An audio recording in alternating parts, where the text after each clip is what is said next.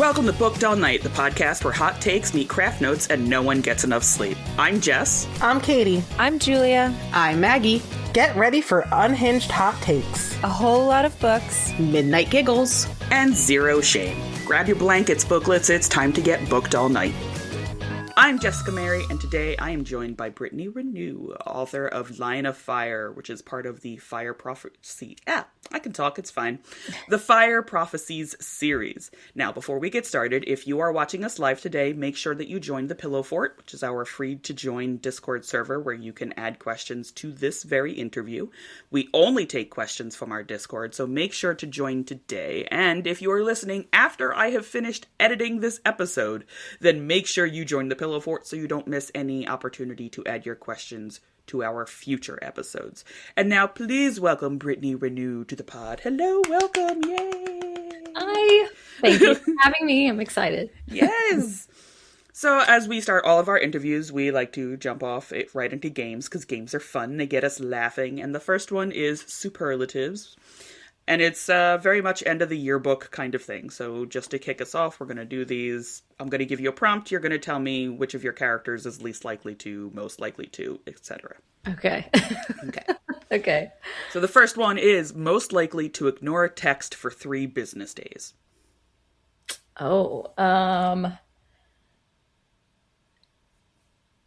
I think, Okay. yeah. Okay. Most likely to ignore a text.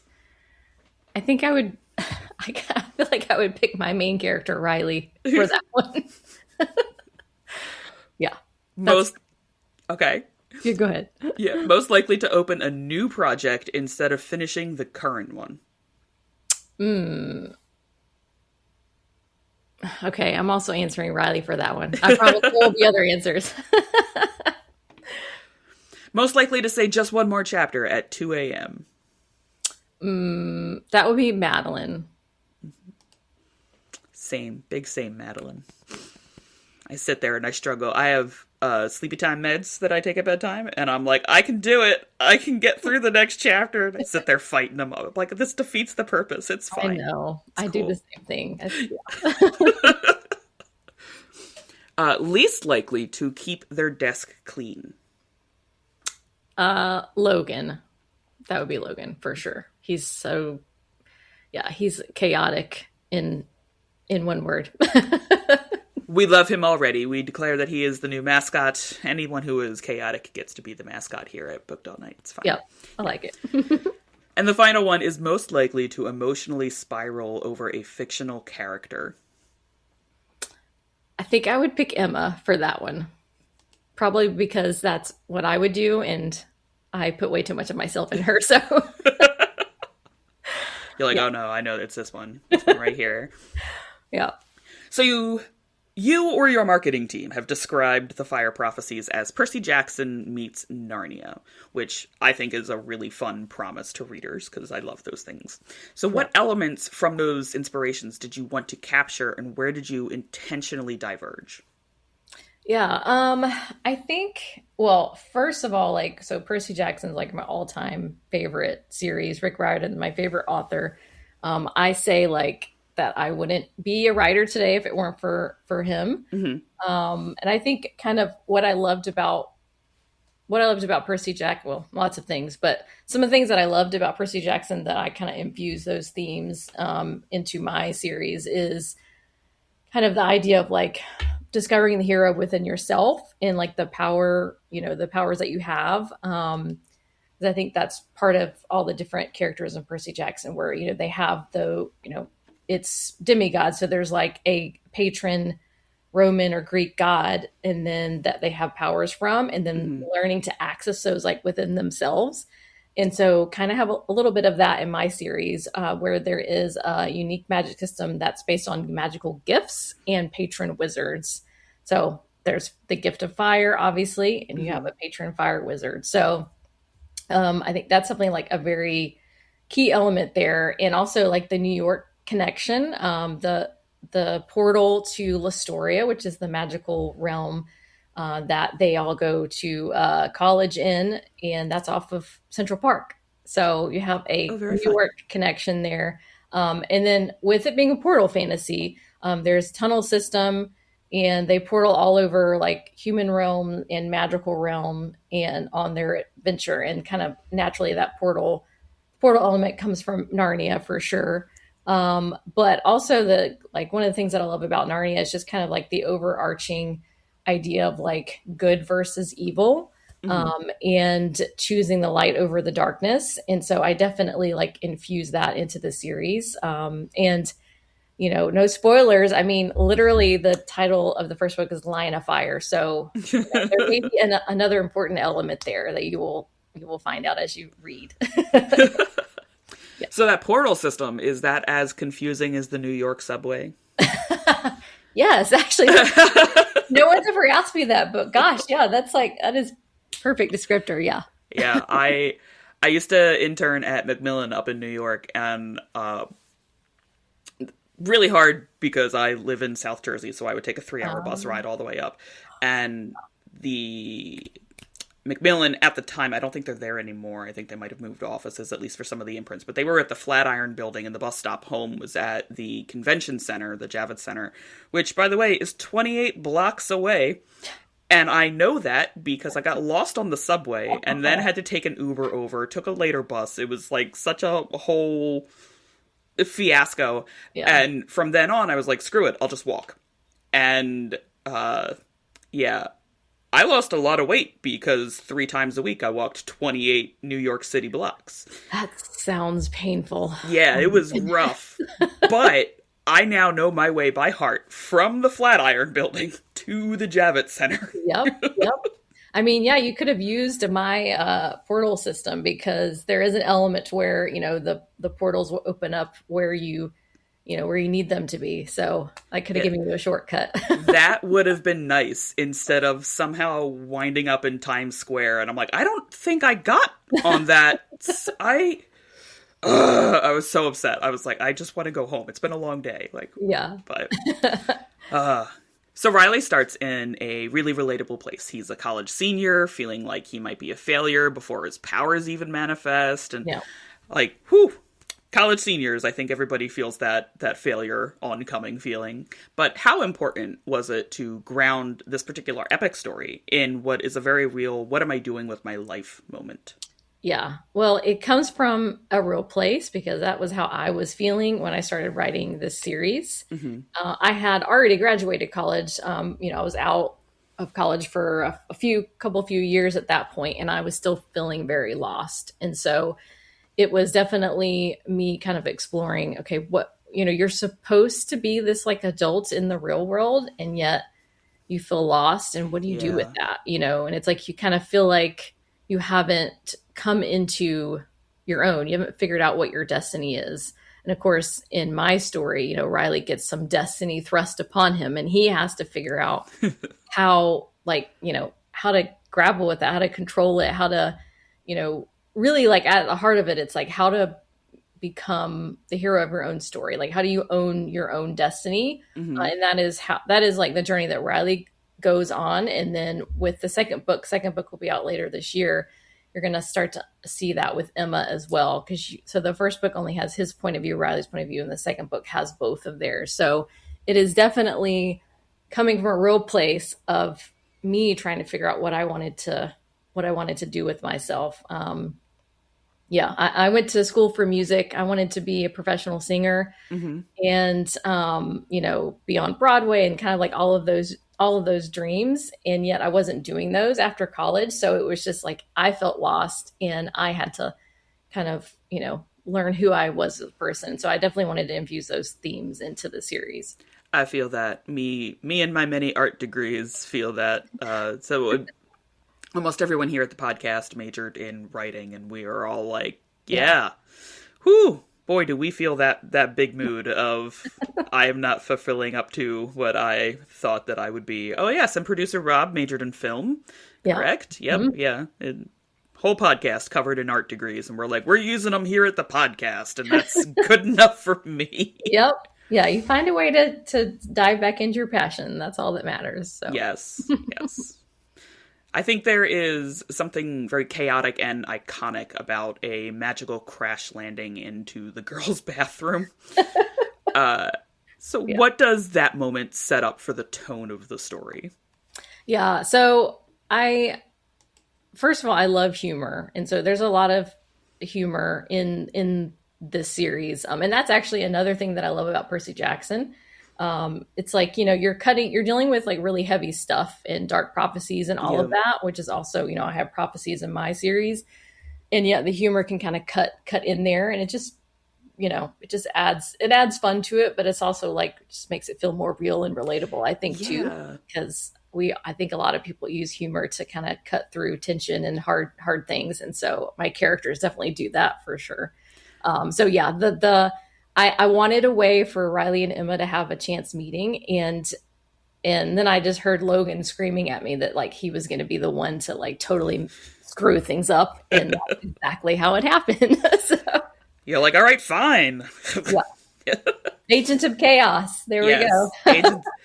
I fully agree. I think it's better to break up those moments of like such darkness in a lot of the literature that we read with humor, because that's what most of us do, right? Like it's where our terrible, terrible coping mechanisms have all gone, is this really sick sense of humor. But I think that it's better to laugh about it than it is to dwell in it. And laughing at the terrible moment that you're in is kind of like a step toward healing about what you're going through.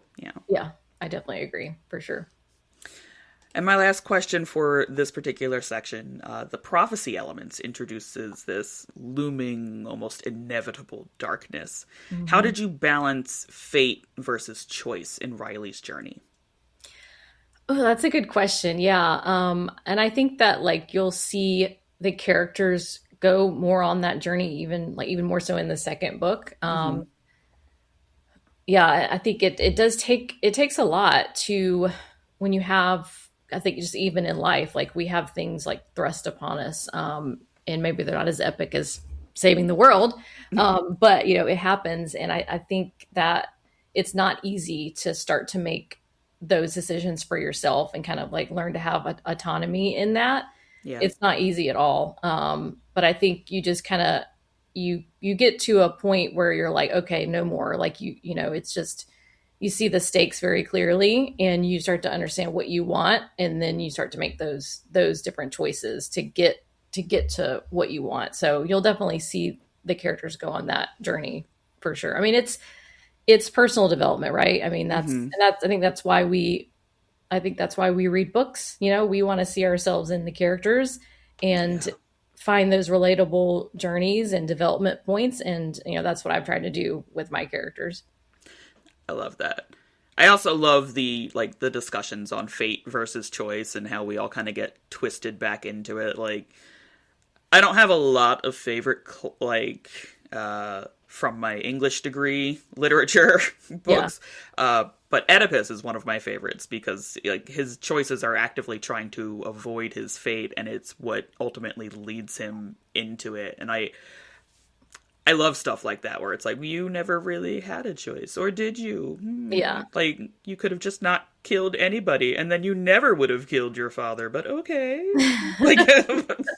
Yeah, it's, gosh, yeah. Because, I mean, it does, there is an element of like, you just get put in these impossible situations. We put these characters in these impossible situations, and it's like, you got to figure it out. Yeah. Yeah. That's how you grow as a person, right? It's true. Unfortunately, it's true. Yes.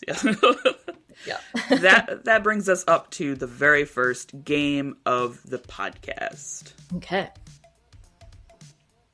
Which is Space 'em or Embrace 'em. Now, the rules of Space 'em or Embrace 'em, super fun for me. You are flying through the cosmos with a cargo full of tropes and cliches, but suddenly you get sucked into a black hole. In order to escape, you need to dump some of that cargo. There are 10 items, and you can only see 2 at a time due to a computer error. You don't have a lot of rounds to get rid of as much as you need to, and we will come back to the list at least once after you've tossed and saved a few things. Only I know the magic number that you need to get down to in order to escape. Are you ready? Yes. Okay. Your first 2 choices are The Chosen One and Forbidden Love. So I have to pick between which one to keep, which one to get rid of? You can toss both or keep both, but you will come back to this choice at least once. Okay, I feel like I have to keep both because that's like such the main premise. Both are like the main premise of my series. You will find I'm very petty about these games. Okay, so your second choices are Portal Fantasy or Fish Out of Water. Oh, good grief. Okay. I'll keep Portal Fantasy and get rid of Fish Out of Water. Okay. Your next two are Morally Gray Mentor or Dark Prophecy. I'll keep Dark Prophecy. Slow Burn or Touch Her and Die. Okay, you're doing it to me again. Yeah.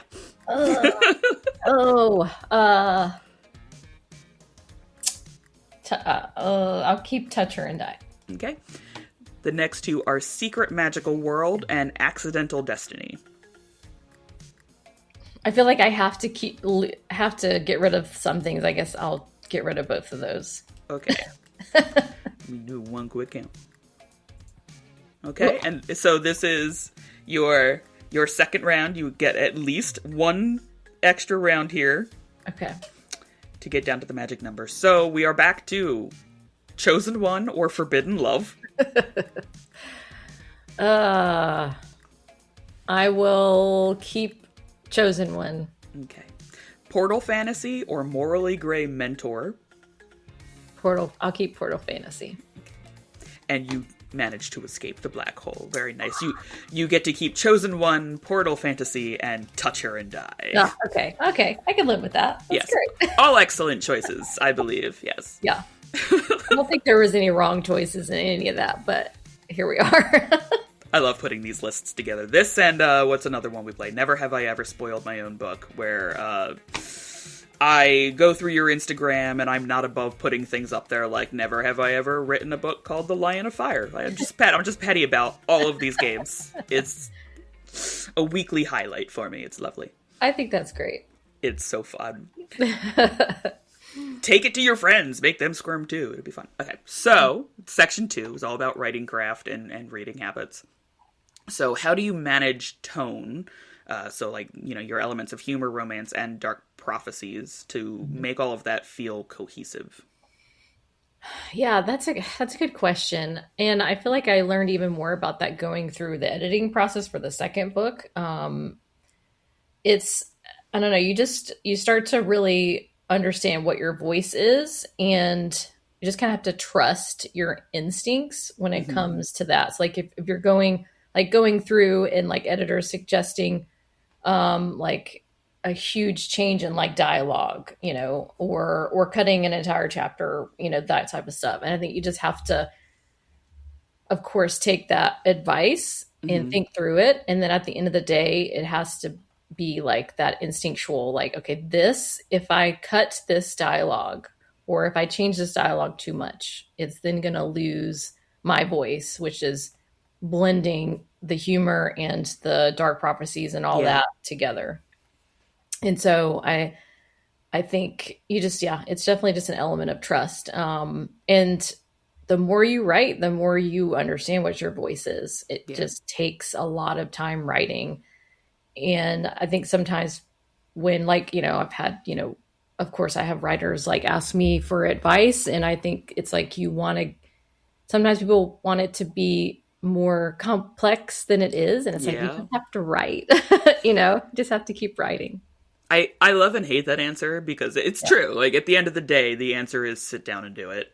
Yeah. But like a lot of us have, ADHD and depression and anxiety, and these things get in the way of writing because our brain is just like, no, I've decided to turn off right now. And you cannot you have never heard words. You don't know what words are. Yeah.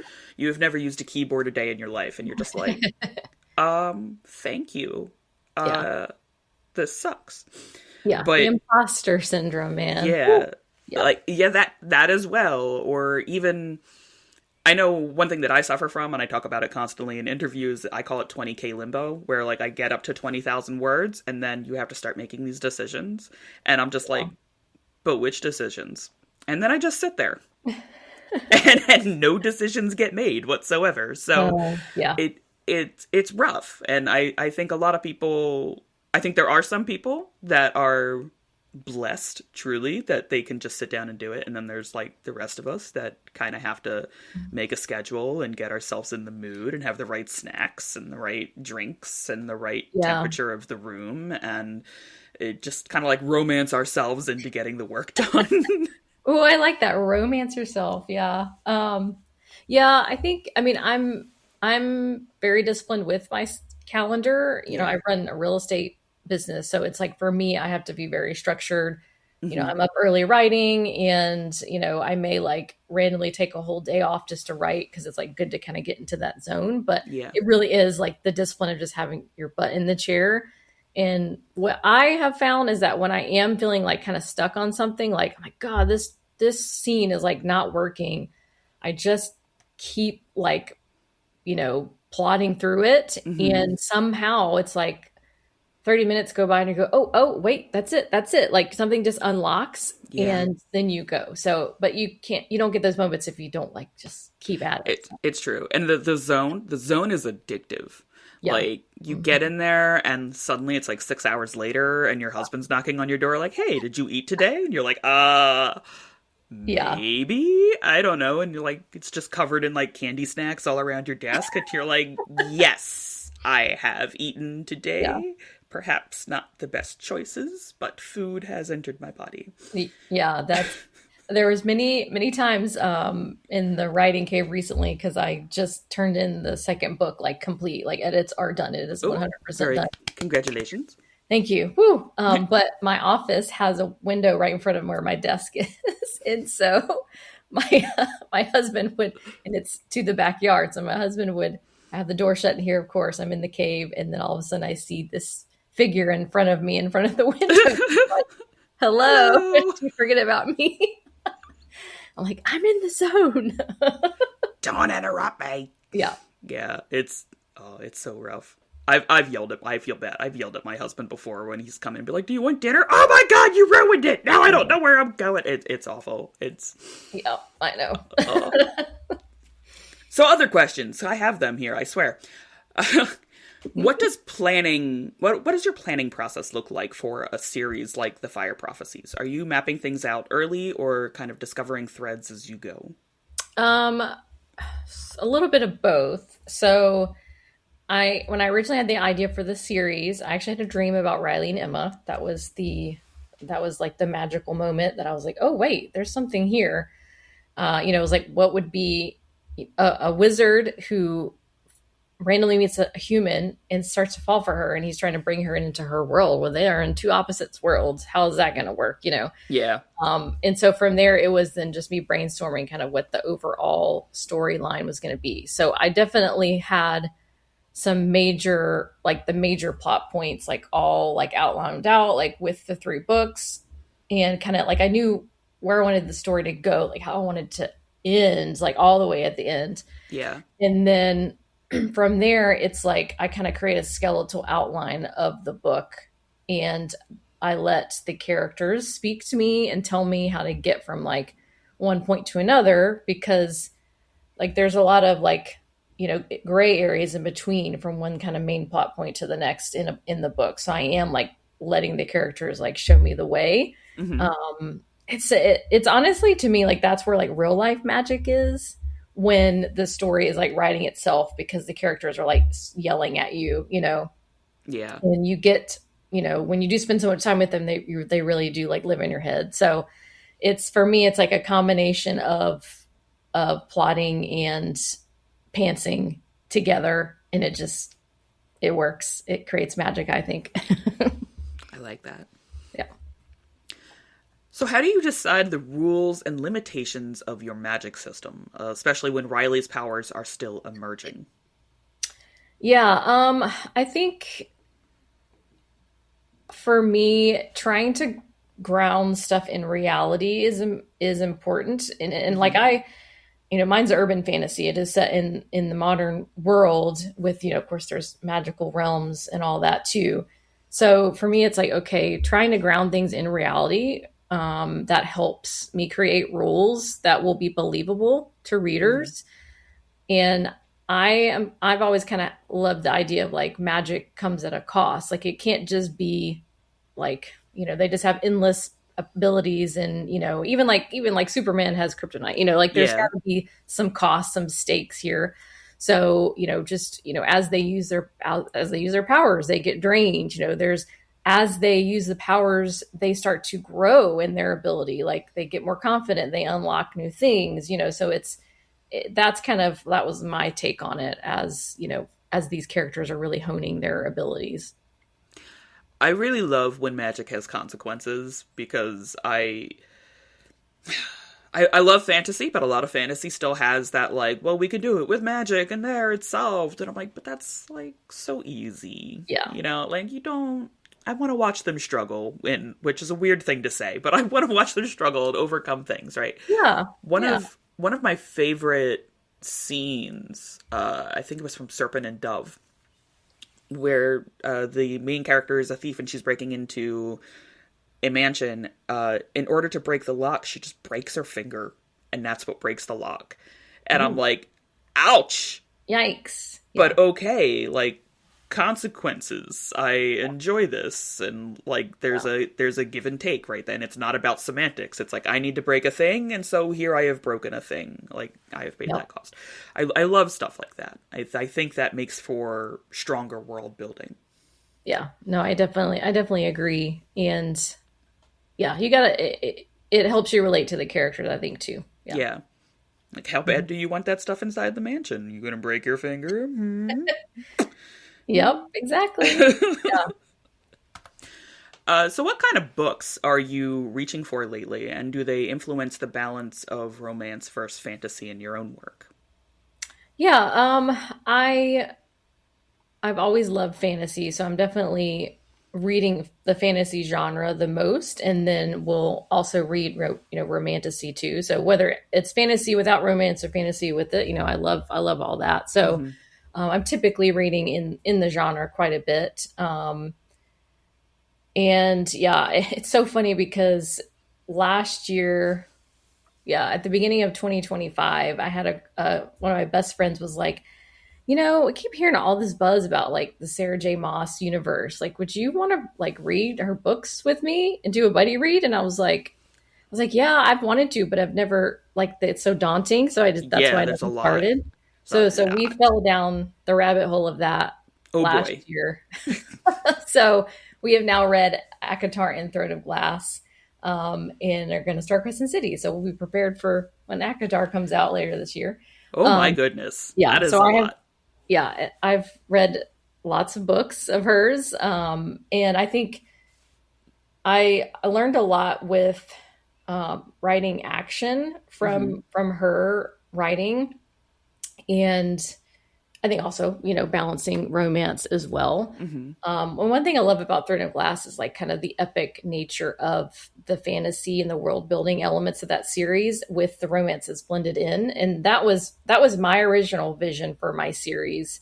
And so it was kind of cool to see that play out in another series. Like, oh, I'm not crazy for wanting to like have the epicness of this fantasy and have the epic love story and like blending them together. Like it does make sense. It can make Yeah. sense. So I've definitely, yeah, I think as a writer, like you've got to read, like read, read, read, read, read. It's Yes. gonna improve your writing. And of course, read outside of your genre for sure. And I do, but it's important to read in the genre that you write in because it is going to, it's definitely going to help your writing for sure. Yes, absolutely. And especially if you are writing in a certain age category. So, like, if you want to keep your voice Mhm. at the new adult level, you need to continue reading at the new adult level. Same thing with young adult, middle grade Yeah. picture books. Like, you need to absorb those things because I know it's true for me, and I know it's true for a lot of writers, but like once you start reading outside of that, you'll watch it kind of adjust your voice, and you'll be like, oh, nope, gotta go back to picture books and just kind of bring my voice Yep. back down.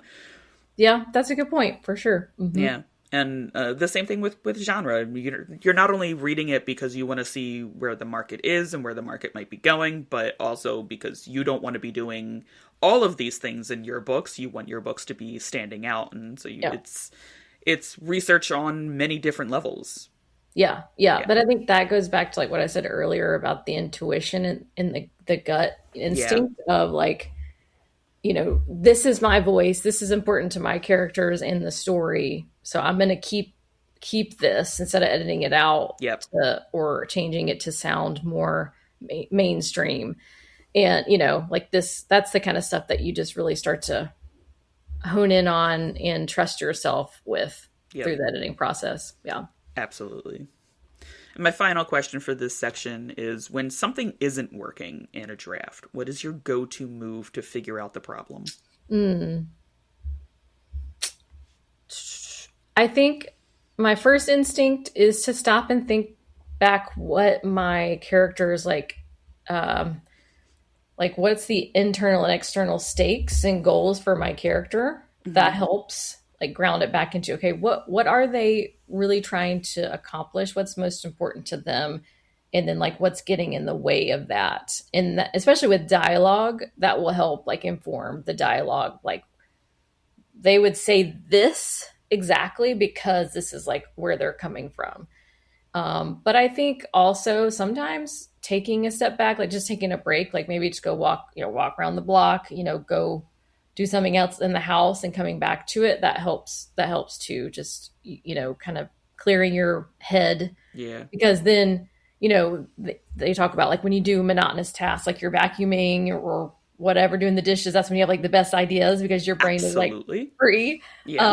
So that's helpful. I mean, it happens a lot to me in the car. I drive a lot for work. So I get like the best ideas in the car. So I'm like voice noting myself, like, don't forget this genius thing. And thank goodness for voice notes, man. Yeah, right? when I was working and I would go back and forth to work and I'd get stuck in traffic each way, like there's no good time around where I live to leave to be at work at like 9:00 in the morning because of all the schools that I live nearby. But I'd be like right in the middle of traffic and I'd be like, I figured it out. I have nothing to write it down with.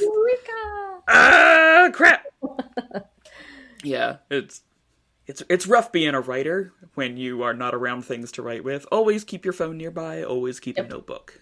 Best advice I can give anybody. Yeah, I send a lot of cryptic emails to myself. Like people will be like, "What the hell does that mean?" Like I know what it means. I wrote a note to myself a couple years ago that just said "Clockwork Peacocks," and I was like, "What does that mean?" And I finally figured it out going through my Pinterest boards, and I was like, "That's what I meant." Oh my god. And so I'm working on this piece again because I'm like, I finally know what I meant. Yeah. Hooray. Genius. Perhaps Sleepy Jessica could leave a few more notes. That would be great. Not just... Yeah. That's when the magic happens. It's true. That brings us to game number 2 of our podcast. Okay. So game number 2 is bring your own book. So the rules here is that I have 10 fill-in-the-blank statements. Like, have you ever played Cards Against Humanity? Yeah, for sure. Right. I'm going to give you the black cards. Your book is the white cards. Okay. So you have your book. You're going to flip to a random page and use a word or a phrase from the first full paragraph to complete the sentence. Okay. So like Mad Libs. Yeah. Okay. All right. Yeah. Only because we're on a podcast and we like to keep things moving. Otherwise, you can actually play this at home if anybody wants to. It was a game in print. It's no longer in print, but you can go to Bring Your Own Book. I think it's .com or .org, and you can actually print the game out yourself and play it with your friends. It's really fun, I promise. Fun. So your first prompt is, I knew then that blank would change everything. Okay. So first paragraph, and then I pick some words to fill in the blank. Yes. Okay. Okay, sorry. Give me the thing one more time. Okay. Your prompt is, I knew then that blank would change everything. Okay.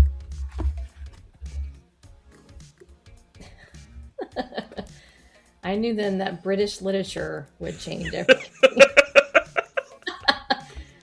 Which is the context is that Riley just failed a quiz because he fell asleep through in class.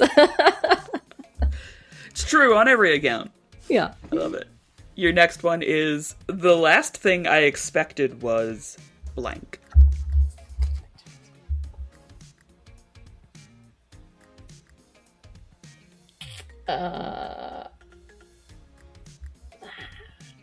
The last thing I expected was a rotisserie roasted wild pig. I can say I would not be expecting that, yes. Very true. If I had just walked away from blank, none of this would have happened.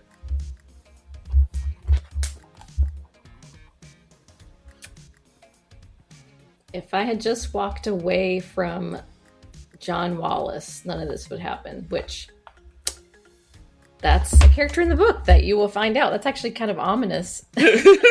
Out loud. Note to self, keep an eye out for John Wallace. Right. They warned me about blank, but I didn't listen.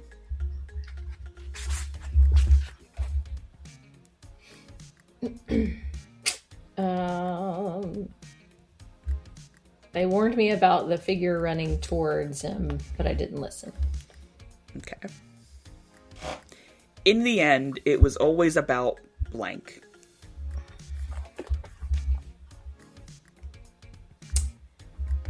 In the end, it was always about Fire Wizard. Which is true.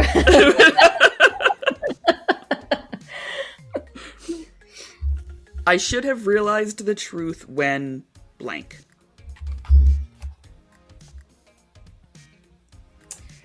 I should have realized the truth when literal fire inside my bones trying to get out. That also feels ominous. Yeah, that feels real ominous. Everything fell apart the moment blank.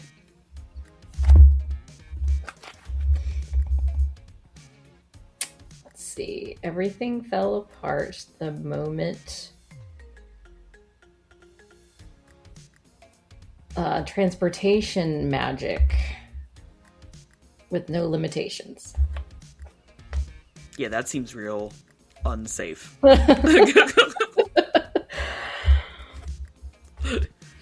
Yes. All right. Final three, and then we enter pure chaos round. I never meant to fall for blank. I never meant to fall for... Oh, wait, hold on.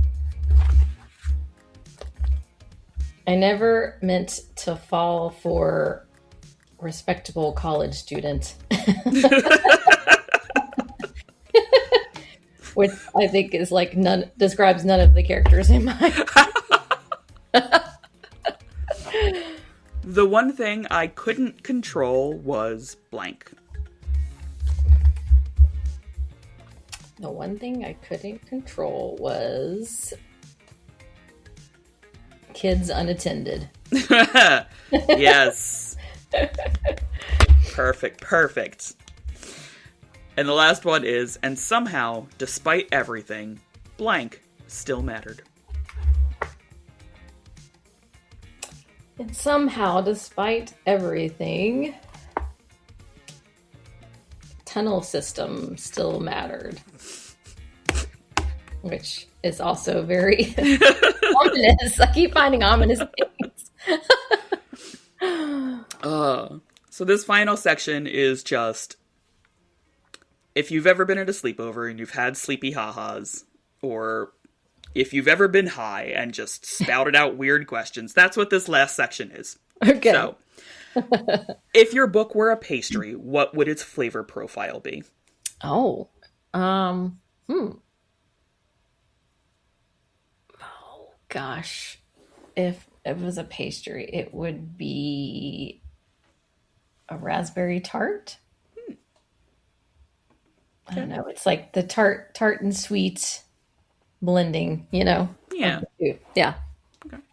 What's the worst possible place Riley could accidentally portal into besides the girls' bathroom?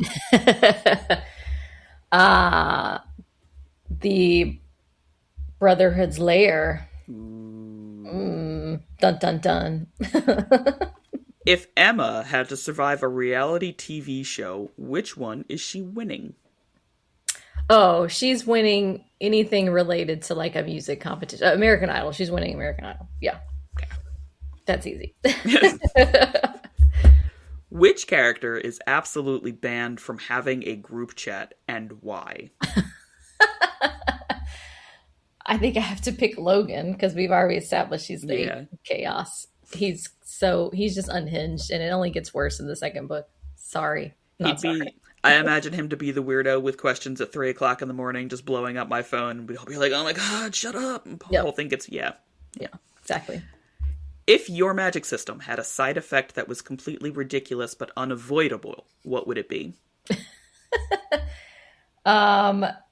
Oh gosh, completely ridiculous. I feel like.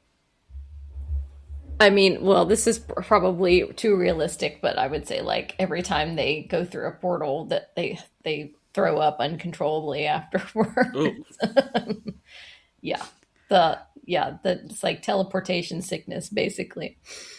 yeah, I've definitely been on some forms of travel that makes perfect sense for. Yeah. I when I was a child, there was a book, and it was published in the 80s called Half Magic, and a group of orphaned kids find half of a magic coin, and it only grants half of their wish. And like they discover that when they're like, "Oh, I wish we were where Mom was," and they only get halfway there. And then they're like, "Oh, I guess we could wish for like a bowl of popcorn," and it's just half a bowl of popcorn. And so it's just like funny little things like Yeah. that. I love the ridiculous. I've heard of that. I probably read it, I would think, but yeah, I've heard of it for sure. What would Riley send to the group chat at 2 a.m.? Hey guys, I accidentally burned down our dining room table. Ignore the smoky smell. It's fine. I've got Yeah. it. Yeah, he got mad. Logan beat him at a game of Cards Against Humanity. So there you go. The dining table's torched. Whoops. You have to swap your main characters into a completely different genre. What genre are you choosing, and how badly does it go? Oh, okay. I feel like I would pick like thriller, like psychological thriller, and partly because like they do kind of have to become like do detective work to figure out what's going on and who's behind the evil that's lurking, but they're also just total screw ups, so I think it'll just go poorly. Yeah. What is the most chaotic hear me out you could pitch about one of your characters?